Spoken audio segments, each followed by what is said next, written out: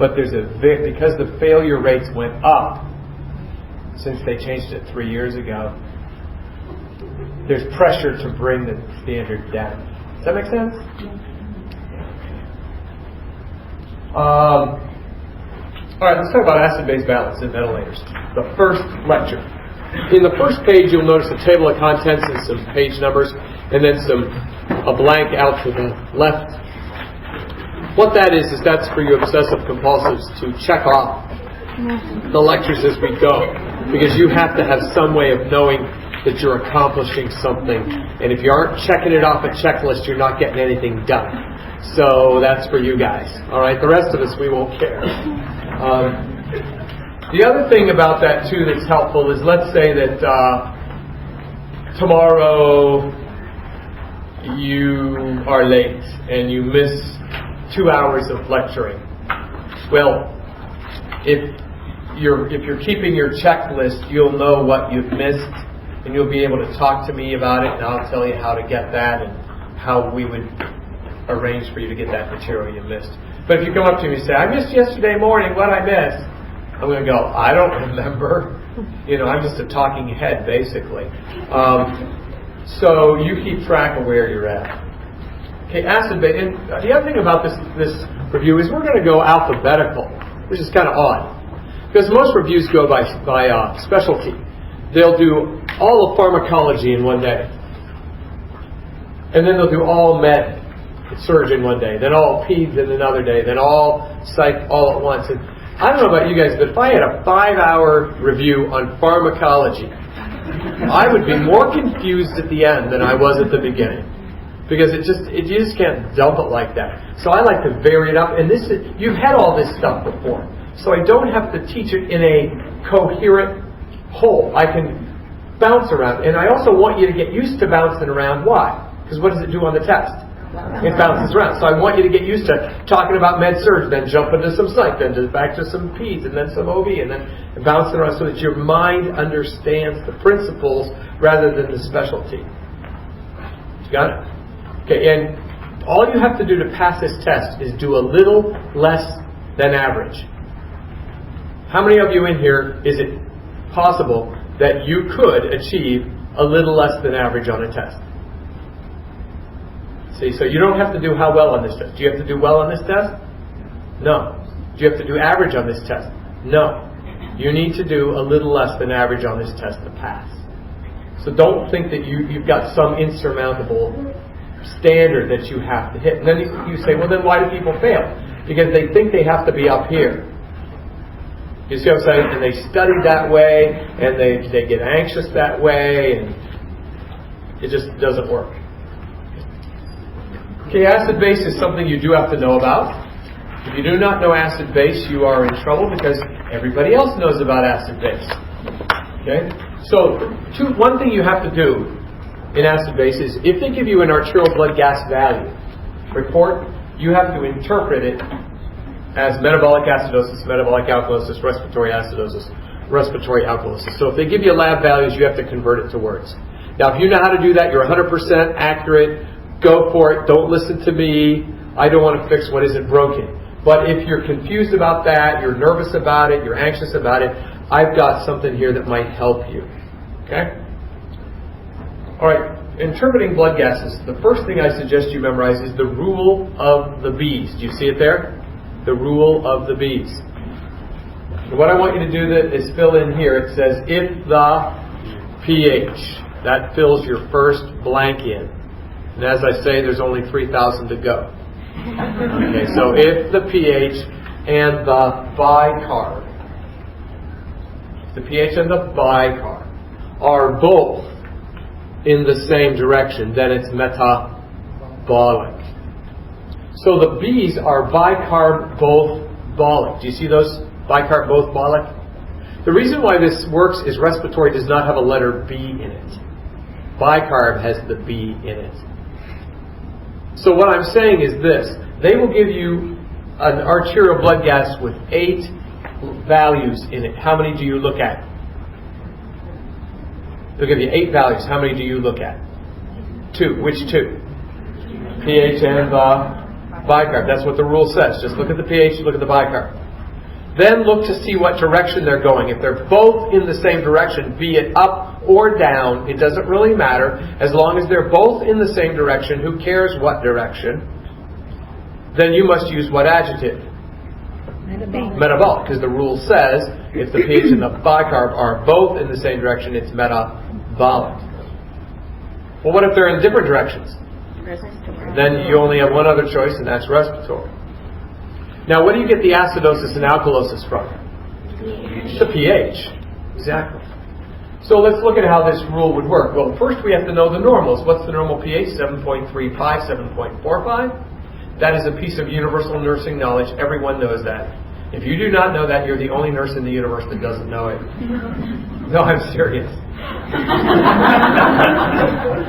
Okay, the normal bicarb is 22 to 26. Not every nurse knows that, so learn that.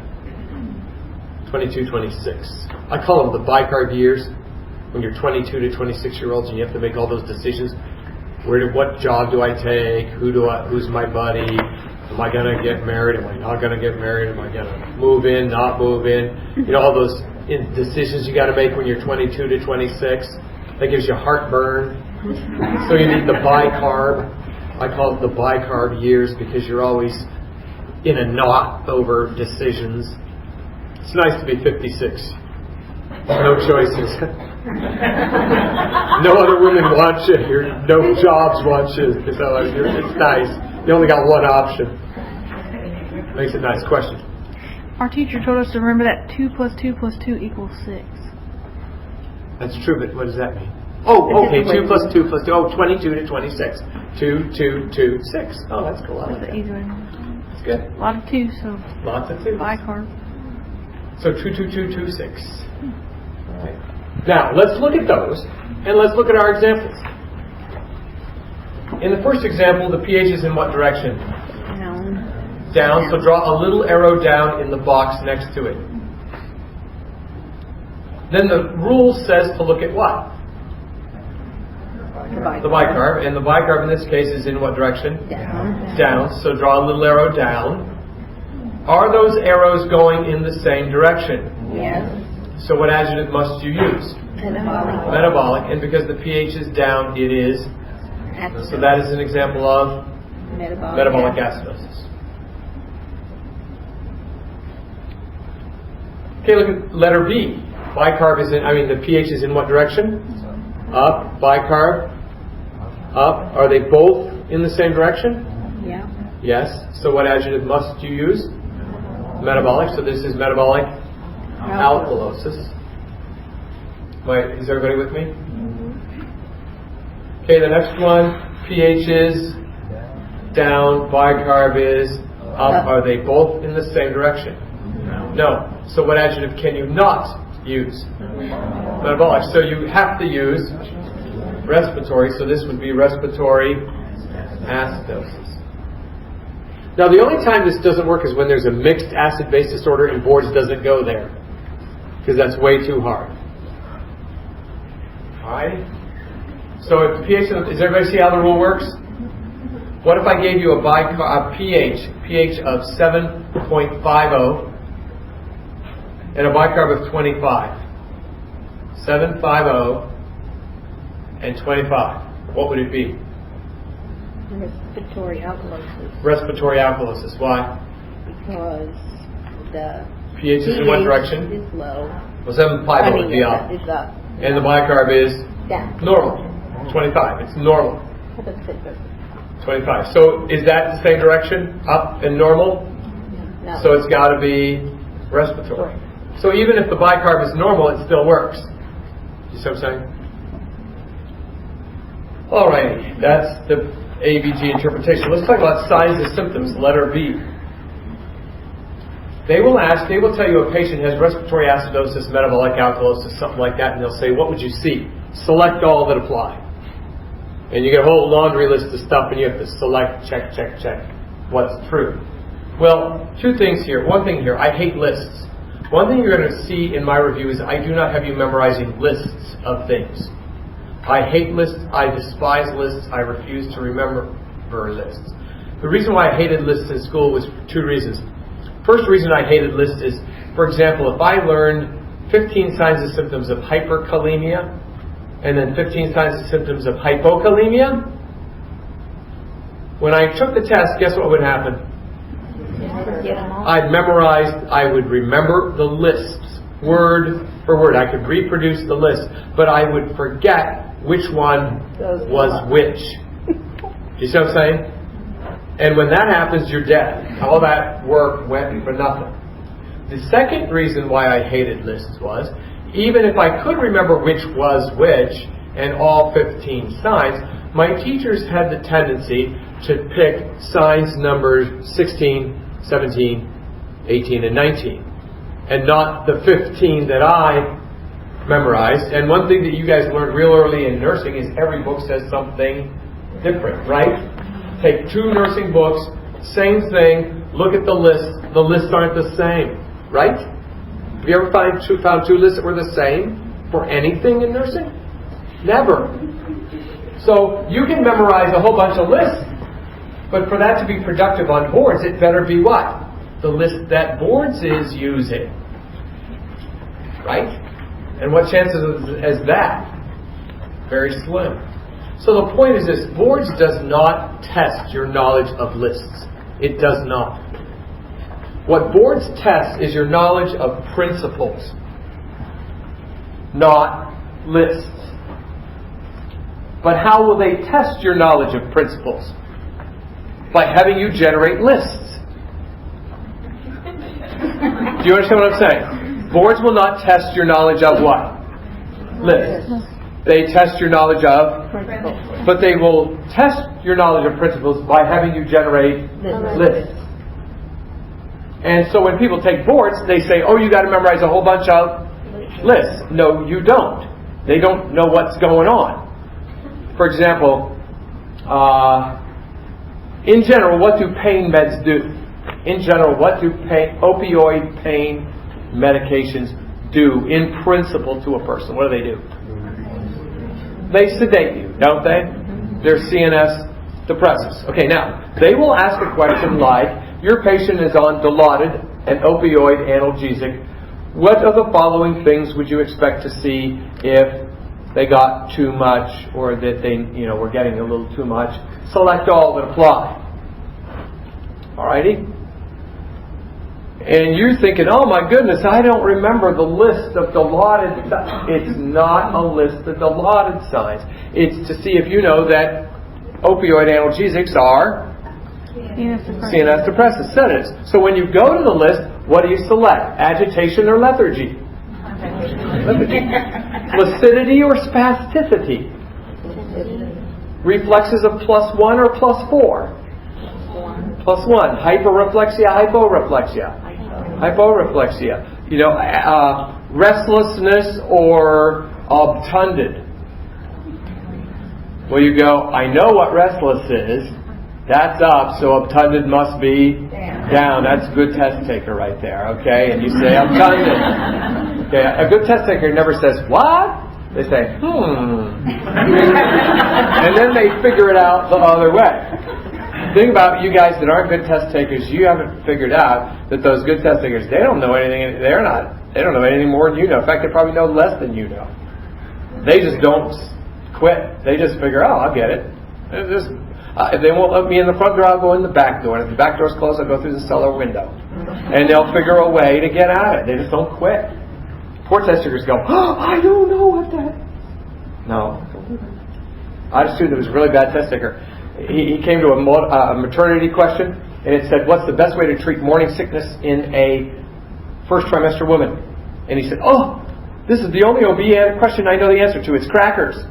And he was so excited, and he got the one OB thing he didn't know. So it's crackers, crackers. He looks, A didn't say crackers, B didn't say crackers, C didn't say crackers, and D didn't say crackers. And what did he say? As a bad test taker, what did he say? Oh my goodness. I thought I knew this. I guess I don't know this. So he picked something like antacids every half hour. Okay? And then he wonders why he doesn't do very well. Well, you know what number C said? You know what answer number C said? Dry carbohydrates. Well, what is a dry carbohydrate? A cracker. But what did he do? Oh! You know, he was expecting the front door, cracker. No, you go to the back door, dry carbohydrate. You see what I'm saying? Don't give up. Don't think that you don't know this. You know it. Okay, so if they say restless versus obtunded, you know what restless is. Obtunded must be the other. Okay, but do you see what I'm saying about the sedation?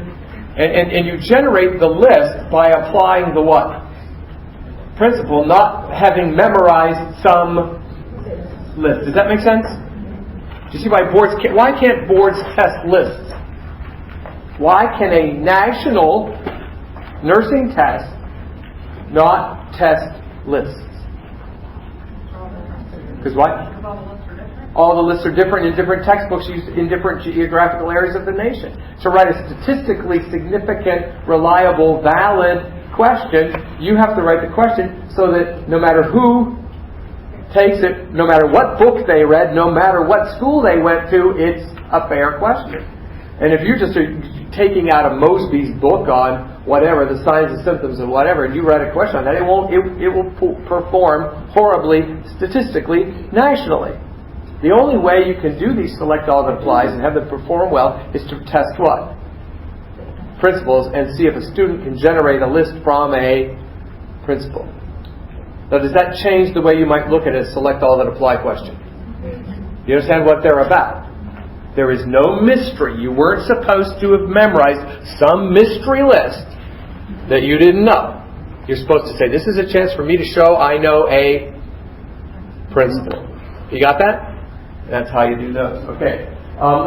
So, I want to give you a principle for answering acid-base signs and symptoms. And it's what's in the box there. It says, as the. You see where I'm at? As the pH goes, so goes my patient. As the pH goes, so goes my patient. What? What does that mean? As the pH goes. pH can go up, or the pH can go down. And when the pH goes up, your patient goes up. And when the pH goes down, your patient goes. Does that mean they sink and levitate? Well, what does it mean? What's it mean? Talk to me. Not very excited. Yeah. So when the pH goes up, every system in your body gets more irritable. But when your pH goes down, systems in your body shut down. So when your pH goes down, you shut down. When your pH goes up, everything gets hyper-excitable. It's pure chemistry. It's talking about catalyzing chemical reactions, basically.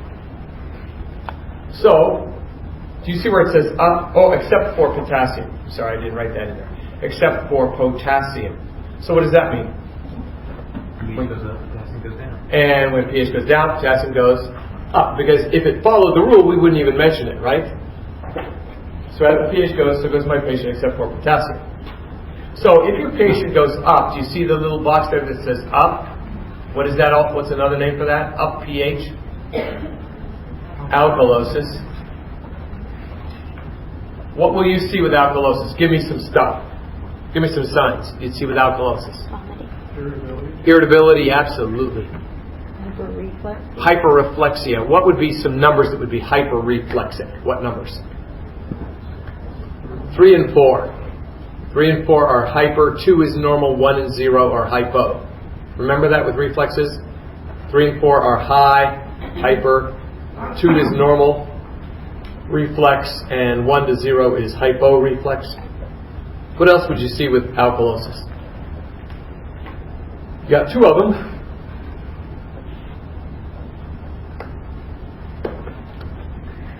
Irritable.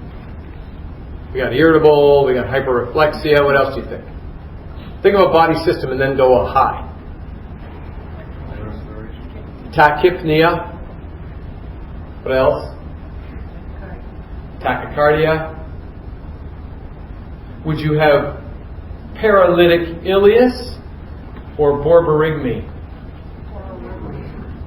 Good. You good test takers said borborygmi, even though you may not know what it is, because paralytic ileus sounds like everything's what? Shut down, that would be the down, the up would be borborygmi. Now, Boards loves the word borborygmi. B-O-R-B-O-R-Y-G-M-I.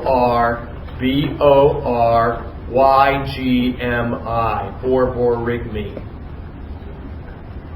That is the word they will use for increased vowel sounds. So if you hear somebody's stomach growling this evening, what will you say? How borborygmus. Borborygmi. Increased vowel sound. Can you spell that one more time? B-O-R, and do it again, B-O-R-Y-G-M-I. Borborygmi. Thanks. So what would be down? Acidosis, and what would you see there? What's that? Hyporeflexia. What else? Bradycardia.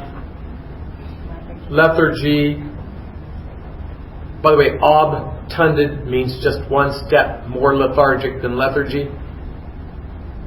O-B-T-U-N-D-E-D, obtunded.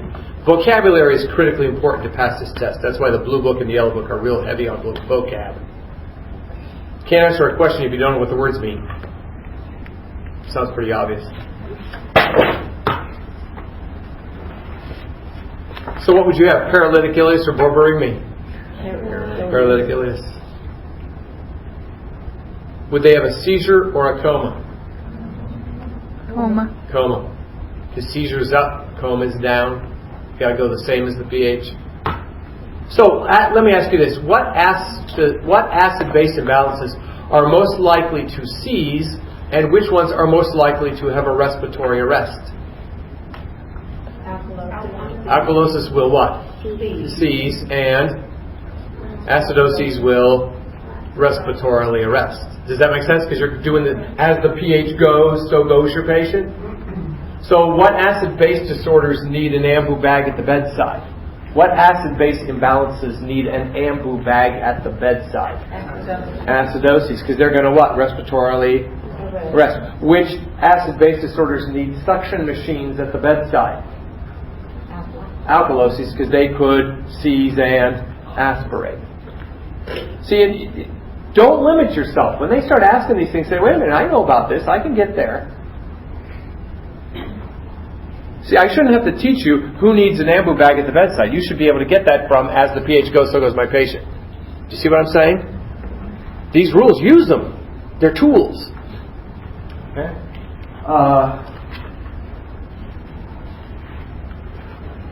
Before we turn the page, I want to ask you, I want to introduce you to, whoa, that's bright. Don't look at the light.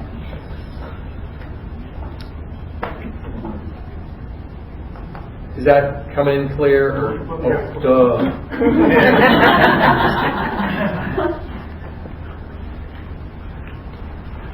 I want to introduce you to my favorite Scotsman. You know how Scottish surnames have Mac, Dougal, McDonough, MacGyver, M.A.C. You know.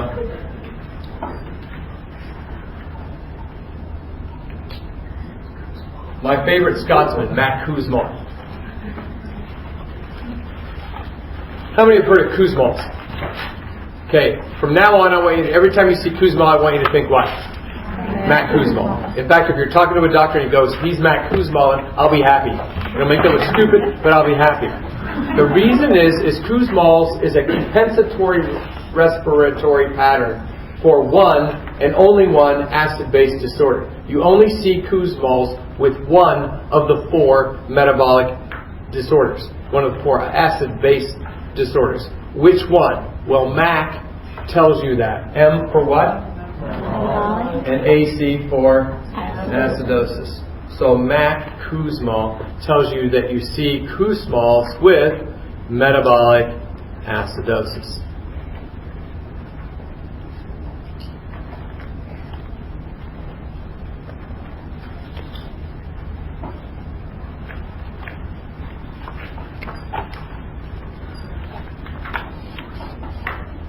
Okay, we have some knowledge, but we have to be able to what? Apply it.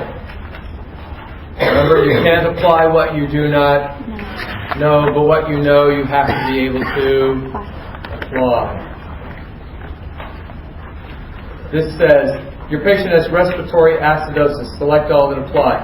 +1 reflexes. Diarrhea. Adynamic ileus.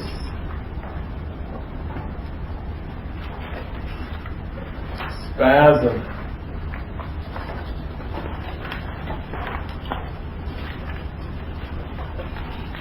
Urinary retention.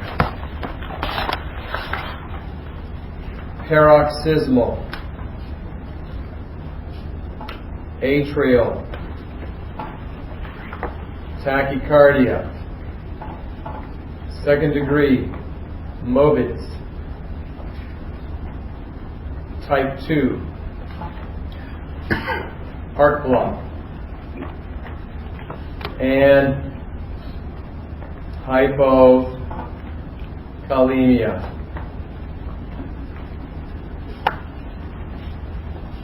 I want you guys to get in groups 2 and 3, right where you're sitting, you don't have to move. I want you to talk to somebody, your buddy, and I want you to answer this question. And I want you to use the rule that I taught you. The rule is what? As the pH goes, so goes my patient except for potassium. Now I really want you to draw some arrows here. I want you to draw arrows. Okay, and I want you to get the answer.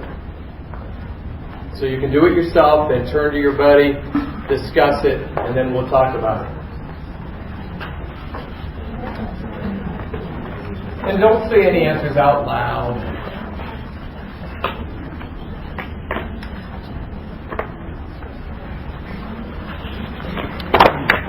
Alright. Get it over now. So we're choosing which one.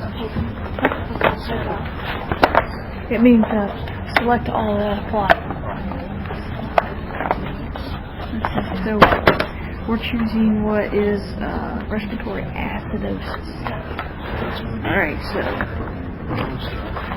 knowing that as the pH goes, so does my patient.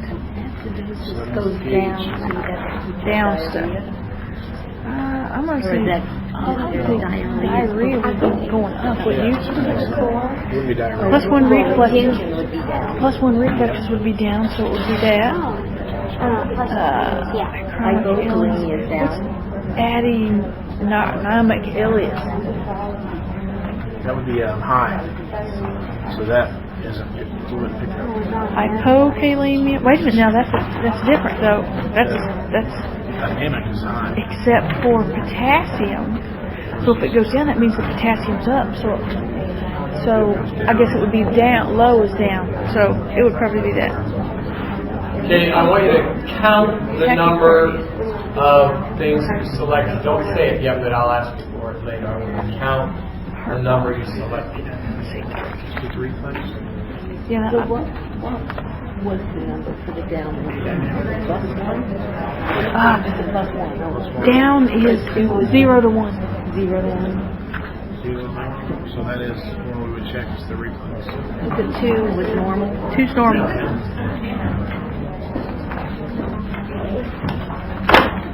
Okay, how many did you select? How many did you get? 3. I got 3. I know, I don't know. Yeah, 3. How many did you select? 3. 3. You should have selected 4. Fourth one. What do we miss? So let's play our We game. didn't have that time. What should you automatically notice about this question? It said what? 4. Acidosis, the pH is in what direction? Down. And everything's going to go the same direction, which is what direction? Down. Except for potassium, which is going to go? So a high K. So now there's your answer. Now, up or down? Down. Select or no select? Yes. Up or down? Select or no select? No. Adynamic, without movement. Up or down? Down. Down. Select or no select? Select. Spasm, up or down? Select or no select? Urinary retention? Down. Select. Paroxysmal atrial tachycardia, select or no? No. Mobus type 2 heart block, yes or no? Yes. Why?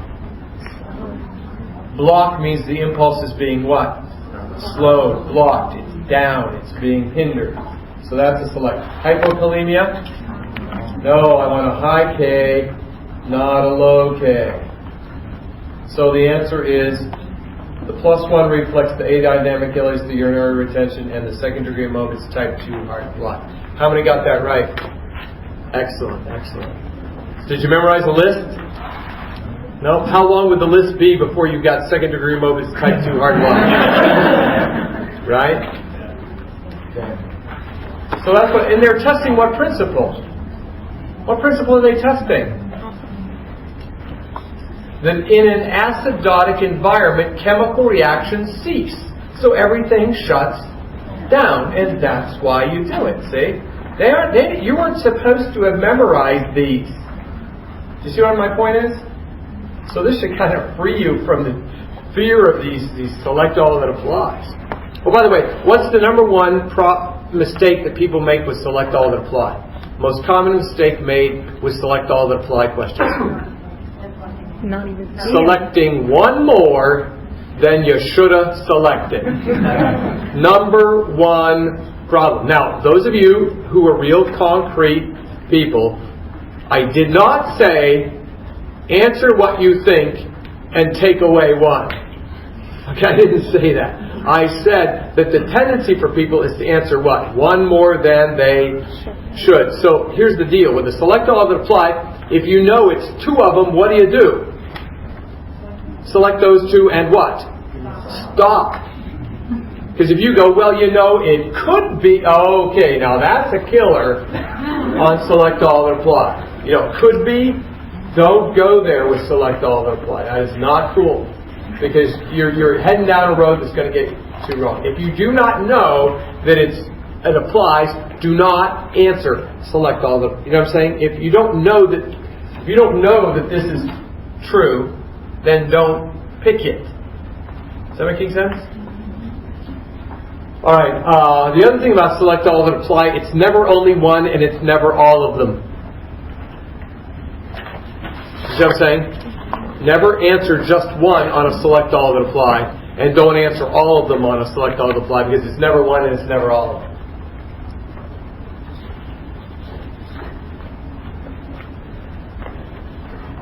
Okay, let's go to the next page. Causes of acid-base imbalance. Causes. What they'll do is they'll give you a scenario, and they'll say, this is what's happening to your patient. And then they'll say, what acid-base disorder would result from this? Do you see they're flipping it around. Instead of saying, what sign and symptom will the acid-base balance cause, they're asking, what will cause the acid-base imbalance? And one thing that people do wrong when they answer these kinds of questions is they get signs and symptoms and causation messed up. Do you realize that in the human body, oftentimes what causes something is the opposite of what the signs and symptoms of that thing are? Does everybody understand what I'm saying? So a lot of times what will happen is diarrhea will cause a metabolic acidosis. But once you get acidotic, it will shut your bowels down and you will get a paralytic ileus.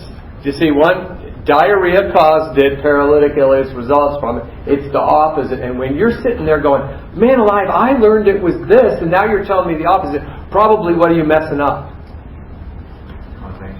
Causation versus sign and symptoms. So make sure that many times if you go back and you do questions now and you get confused, think, wait a minute, are you talking about sign and symptom, or are they talking about causation? Then you can go, oh, I see where the problem is. Does everybody understand that? Okay. So, just keep that straight. Okay, having said that, we're talking about causation now. Whenever you get a scenario, the first big question you ask yourself is it lung? That goes in the first blank. Is it lung? L-U-N-G. Is the scenario a lung scenario? If the scenario they give you is a lung scenario, guess what kind of a problem it is? It's respiratory. I mean, it can't be any easier than that. However, that only gives you a 50-50 because it could be respiratory acidosis or respiratory alkalosis, correct? Right. Well, how do you tell between those? Well, the second question you ask yourself is the client overventilating or underventilating? Is the client or patient overventilating or underventilating? That is going to be critical for your respiratories. If the patient is overventilating, pick alkalosis. If they are underventilating, pick acidosis. Now this is extremely simple.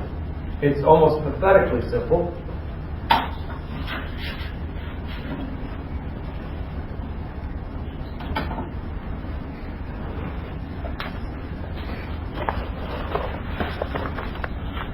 Are these not the only four options you have to choose from when you combine them to make these imbalances? It's either metabolic or respiratory, it's either acidosis or alkalosis, right? So you're choosing between these four words, correct? Well, let's look to see how this works. If the client is overventilating, let's take the word ventilate. Which of these three words fits best with the idea of ventilating? Exactly. Now, we're left with what? Over. Of the remaining three words, which word has the closest connection to something being over? Why alkalosis? Because it's over the normal.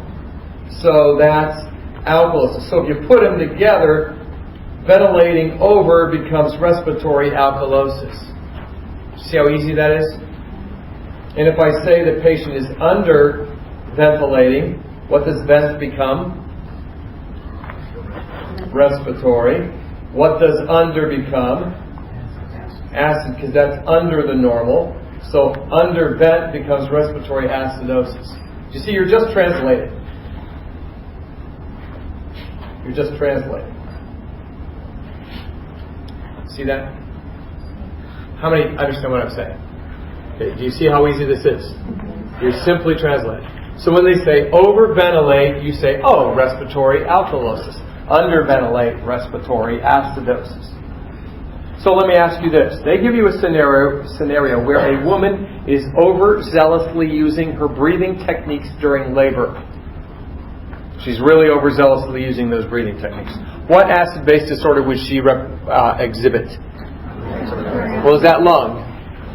Yes, she's breathing techniques. Overzealously using breathing. So that's lung. Is she overventilating or underventilating? Overventilating. You translate that to mean respiratory alkalosis, and that would be your answer. You have a child who was a victim of near drowning. What acid-base disorder would it be? Well, is that a lung scenario? Near drowning? Yes? Would the kid have been overventilating or underventilating when he was nearly drowning? Under, so he would have respiratory acidosis. Your patient has emphysema and air trapping. Is that lung? Yeah. Is he overventilating or underventilating? Under, so he would respiratory acidosis. Be careful. Ventilating doesn't mean respiratory rate. The respiratory rate is irrelevant here. Everybody pays way too much importance to the respiratory rate. Do you understand that ventilation has to do with gas exchange, not respiratory rate? For example, I could say that a person had pneumonia in 4 lobes of the lung. Pneumonia in 4 lobes. They're breathing at 50 a minute, and their SaO2 is 78 on 8 liters per mask. You got it? What do they have? Pneumonia in 4 lobes. They're breathing really fast, but their SaO2 is really low. Now, is that person overventilating or underventilating?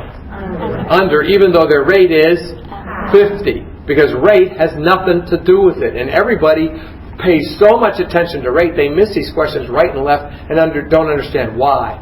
because you're paying attention to the wrong piece of information.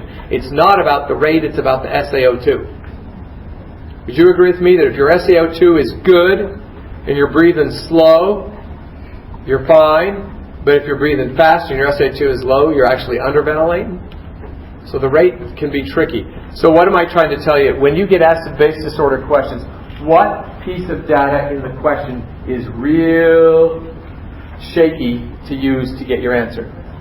Respiratory rate. Because a lot of times it compensates, which means does the opposite, so you'll totally get the wrong answer. You see what I'm saying? Pay attention to what?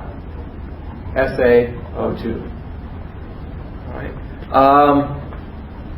Somebody's on a PCA pump. What acid-base imbalance would tell you that maybe they need to come off that thing? They're on a PCA pump. What acid-base disorder would tell you they need to maybe come off that thing? Well, you say, okay, well, PCA pump, what do you know about PCA pumps? They what? Depress respirations. Why would they need to come off of it if they were, what? Getting too much, which would make my respiratory rate go really what? My ventilations go really down, which would mean I would be under-ventilating. So the answer would be respiratory acidosis. So respiratory acidosis would tell you that maybe you need to back off that PCA pump. Is that making sense? And see, those are questions you may not have even thought you know the answer to, but you can get the answer if you just calm down and use it. Because this is a what? It's a tool. So use the tools at your disposal. Don't say, I can't get the screw out, and the screwdriver's still sitting in the box. Grab the screwdriver and try to get it out. So many times I teach people tools on how to take tests and everything, and then I do test questions with them, and they leave the tools in the box. You know what I'm saying? Get the tools out. Start using them.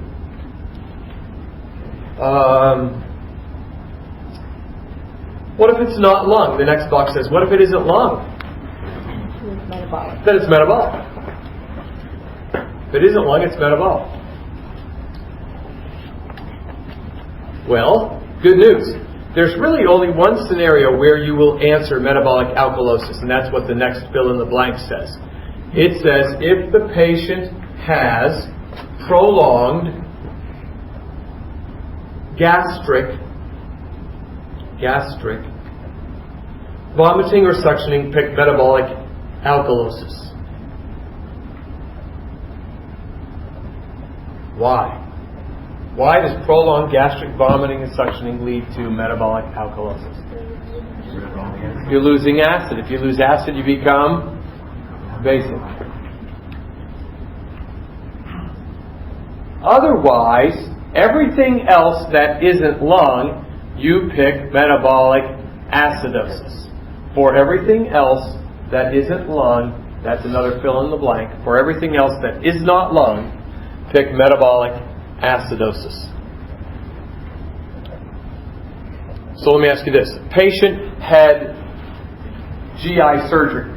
He has had a NG tube to low intermittent GOM co-suctioning for 3 days.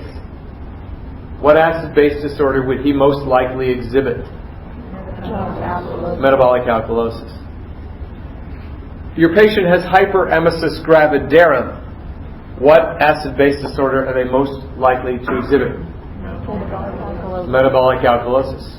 Your patient with hyperemesis gravidarum is now dehydrated.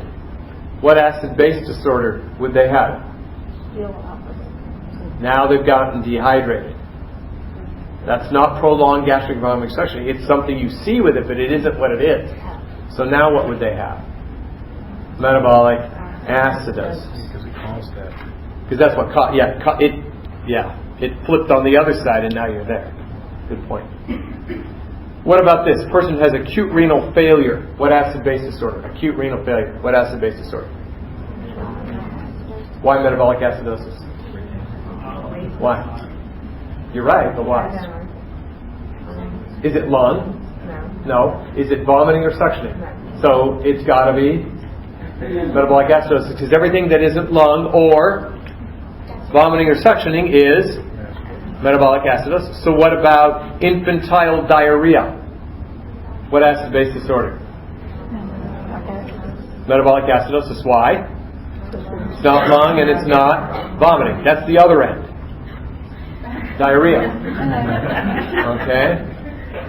What about third-degree burns over 60% of the body? Third-degree burns over 60% of the body, first phase. What? Absolutely, metabolic acidosis, because it's not what? Lung, and it's not vomiting or suctioning. Okay, what acid-base disorder do you see with idiopathic bullous pemphigus?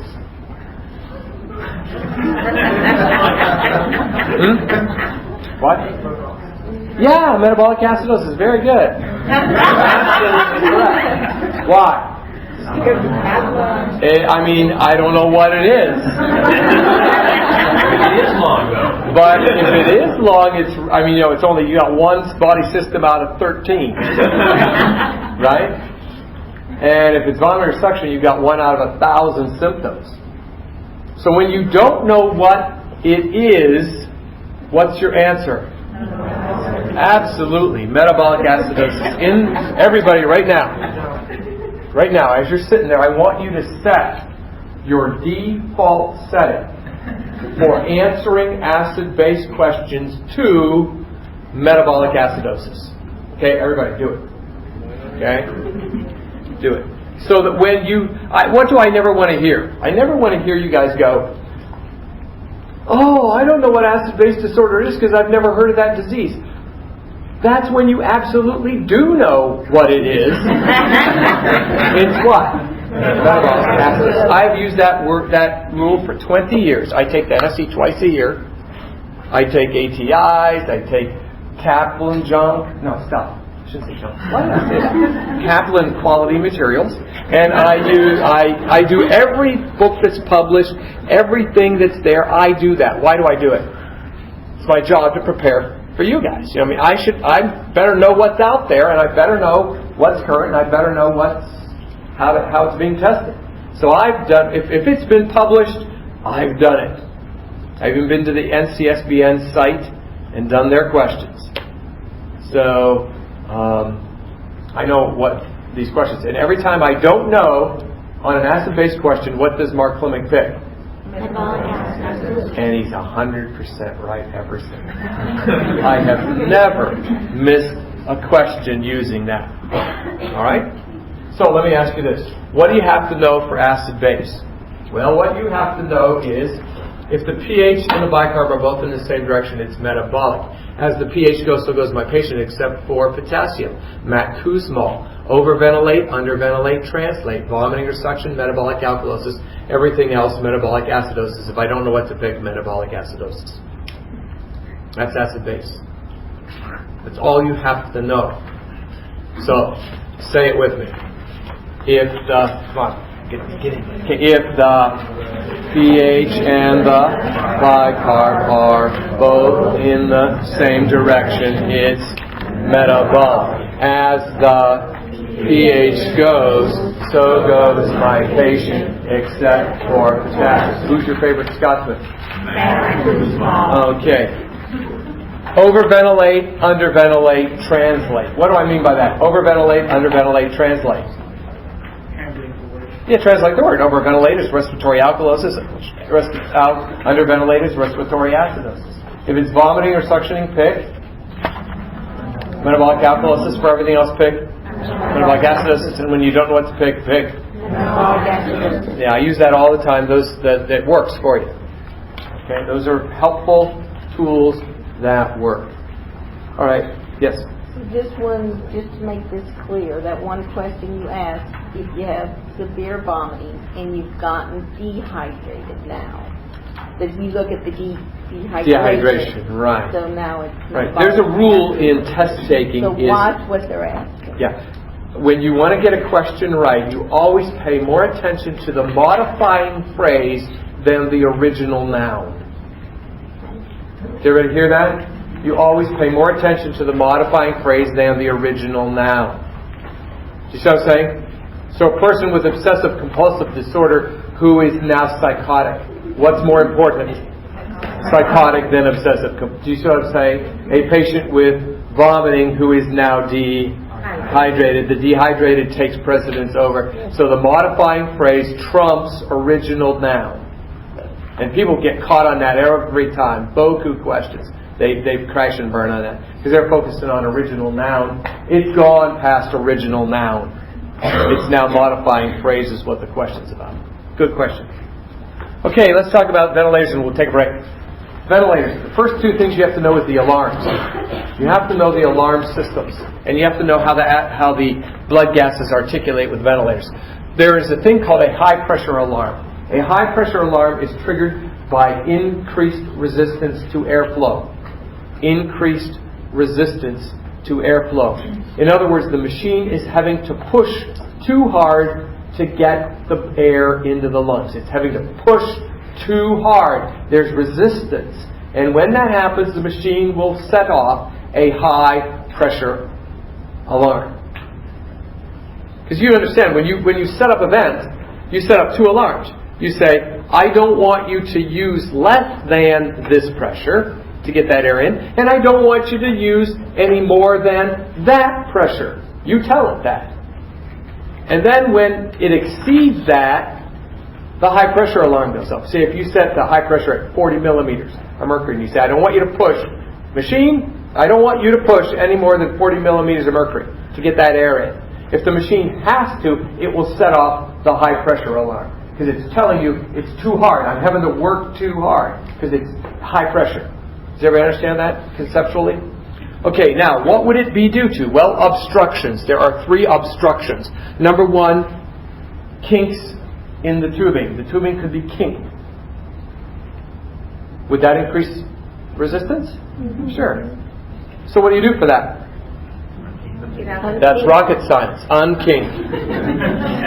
Okay. Then, second most common obstruction is water condensing within the tube. There's water condensing in the dependent loops. So what do you do for that? Another more rocket science here. Empty it. And the third most common cause is mucus secretions in the airway. They've got goop there. Gunk. Junk. Mucus. And what do you do for that? Now, what will be... Suction is correct, but what would you do before you suction?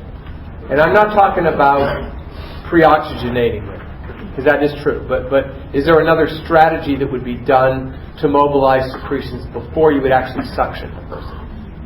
What would you do? Yeah, change position. Turn, cough, deep, breathe. Change position. Turn, cough, deep, breathe. So you would do that first, and if that didn't work, what would you do? Suction. What do you guys know about suctioning airways? What do you think? Good, bad, otherwise? What do you think? Give me your impression. The more you do it, the more secretions, problems you cause. So it's a double-edged sword. So how often do you suction patients?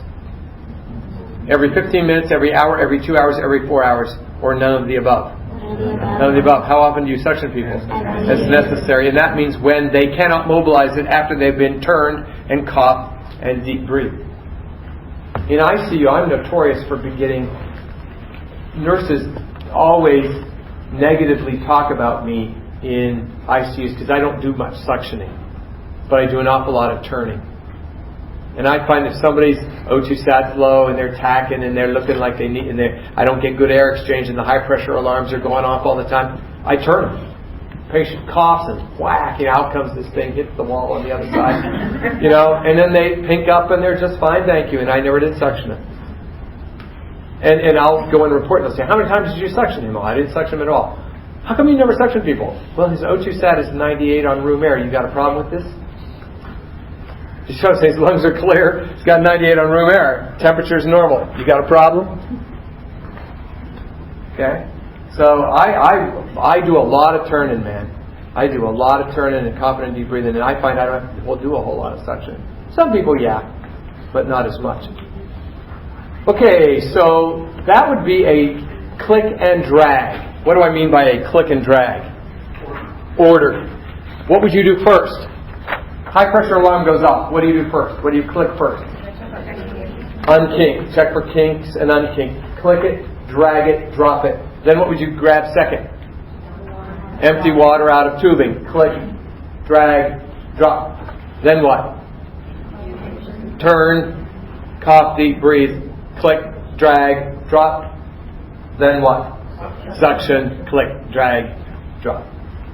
That would be your order. Turn the page and let's talk about low pressure alarms. What's this saying? Decrease resistance.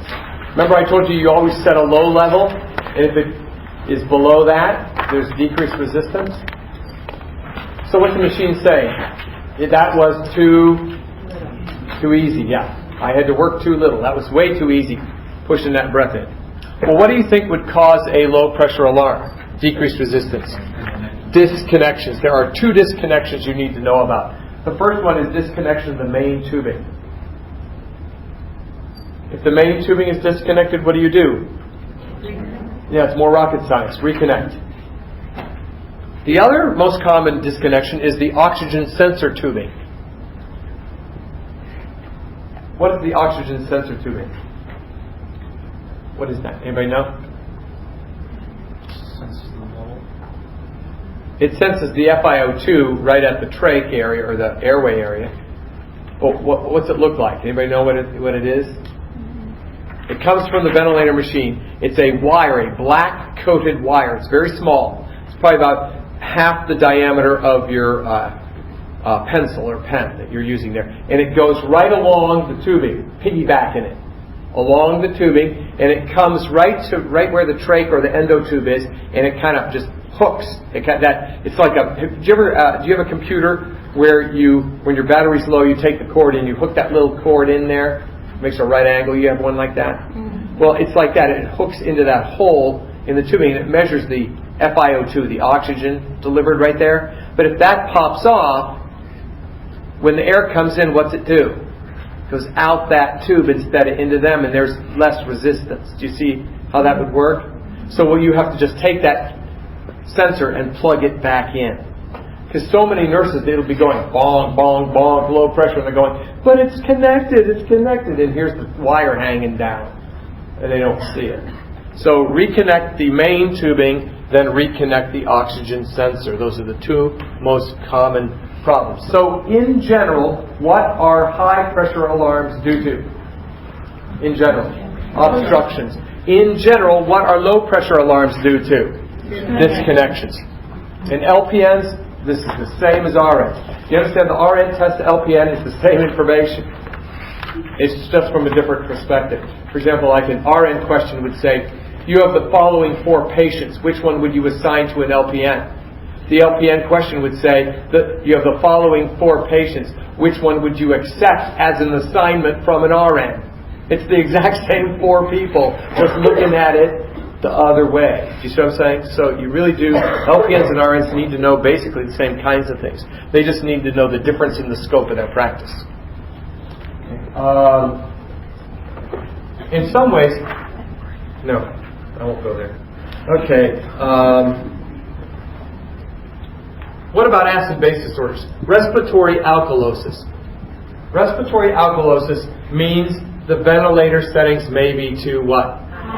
Why did you say that? Eating too much. We can turn respiratory alkalosis into another word. What can we turn it into? Respiratory. Ventilate. Alkalosis. Over. So then you read it. Over-ventilating means the ventilator settings may be too. See how easy it is? All you do is take these acid-base disorders, turn them into just normal words, and the answer will jump off the page at you. So what is the other word for respiratory acidosis? Underventilate. So underventilating means the settings are too low. Do you got that? Now how would this be applied in a question? And we'll do this question, then go to a break.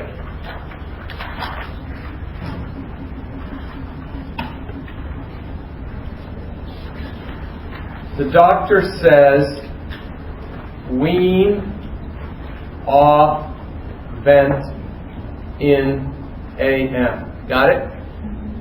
he's writing it today for tomorrow. Wean the patient off the ventilator in the morning tomorrow. The 6 a.m. ABGs show respiratory acidosis. What would you do? A, follow the order. B, call respiratory therapy.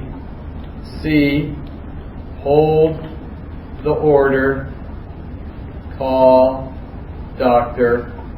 Or D, begin to decrease the settings.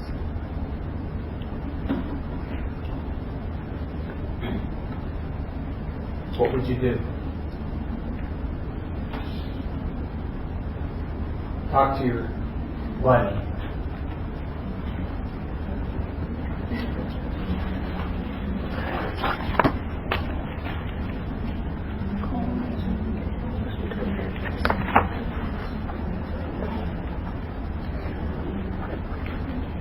And LPNs, it would be wherever it says call doctor, you can put notify RN.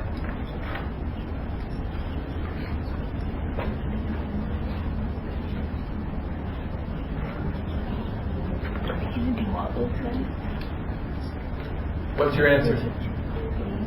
The answer is C. Why did you know it was C? He's underventilating. How do you know he's underventilating? He's got respiratory acidosis. So does he need this ventilator? Oh yeah, he does. Because he's being underventilated on the ventilator. He's on the ventilator and he's already underventilated on the ventilator. Am I going to take him off the ventilator? He's going to be even worse. So what acid-base disorder did you want to see at 6 a.m.? Respiratory alkalosis, which means he's being overventilated. In that case, he probably doesn't need the ventilator. So is this hard or easy? Do you guys, an hour ago, if I told you got to get a bunch of questions on ventilators and acid-base and how you use your acid-base imbalances to know what to do with ventilators, how many would be going, oh my goodness? Okay, how many do you see it's not really hard? It's very simple. Very, very easy. You can be whiz-bangs at this. Why is B a bad answer? Why is B a bad answer? What's that? Yeah, never pick an answer where you don't do something and somebody else has to do something. You may feel like doing that, but that isn't the answer. Okay, that's what I call the chicken answer. You know, you're afraid to call, so you have respiratory therapy do it. If a patient says to you, I have cancer, I only have 6 months to live. Do you think there's a heaven or a hell? Where do you think I'll go when I die? What would you do? Do not pick, call chaplain. Now you may not feel like you want to deal with that right then and right there, but as a nurse you're supposed to say what? What do you think about? Do you see what I'm saying? That's the answer. Yeah, you're going to hell. How's it make you feel? Yeah, I can see that. Don't tell anybody at Cedarville I said that.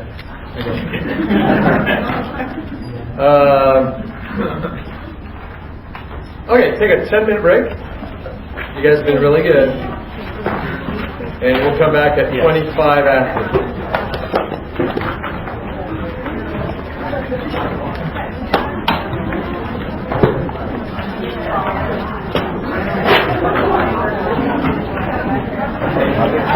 Good question. How about if we start with okay,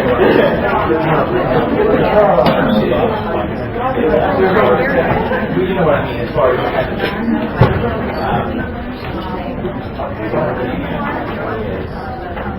let's say every sign me out except for one meeting. So I answer.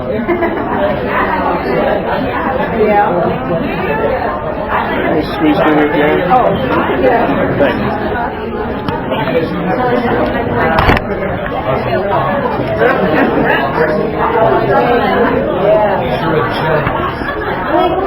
What they found out there is you're not a special.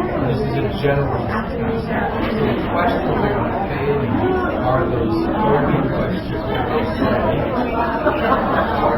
Here to give Carladel to Chris Carlini prior to giving Carladel. What's the most on a break. You missed that. Over at 9:30. You're going backwards. That's what a general is. You see a certain trace.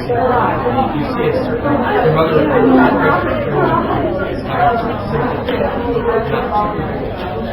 what would you do first? Check her fetal heart rate, take her temperature, take her blood pressure, take her pulse. She's in trouble. She looks like she's getting in trouble. What would you do first? Did you write the one down about the guy with the third degree burns over 60% of the body? Yeah, metabolic what? Exactly, because the general is anything about obedience.